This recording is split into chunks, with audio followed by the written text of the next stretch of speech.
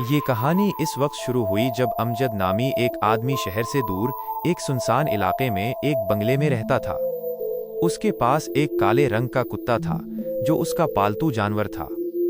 एक दिन उस कुत्ते ने अचानक अमजद पर हमला कर दिया, जिस पर अमजद ने गुस्से में आकर उसे मार डाला और खुद वो बंगला छोड़कर चला गया। काफी सालों बाद रेहान नामी एक राइटर जो शहर के शोर शराबे से दूर एक पुरसुकून जगह ढूंढ रहा था ताकि अपना काम सुकून से कर सके, इसे ये बंगला काफी कम कीमत पर किराए पर मिल गया तो उसने वक्त जाया किए बगैर इसे ले लिया।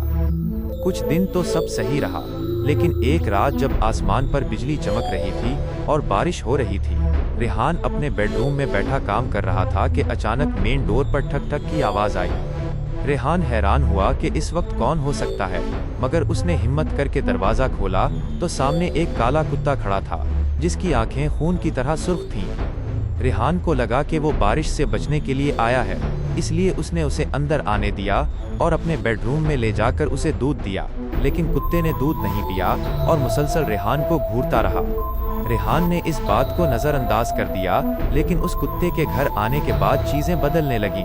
पहले दिन पूरे घर में जले हुए गोश्त की बू आने लगी। रेहान ने पूरा घर देखा, मगर उसे कुछ समझ न आया और उसने सोचा कि शायद पास वाले जंगल से ये बू आ रही हो। दूसरे दिन उसके कमरे की दीवार पर पंजों के बड़े बड़े निशान थे जो किसी आम कुत्ते के नहीं लग रहे थे।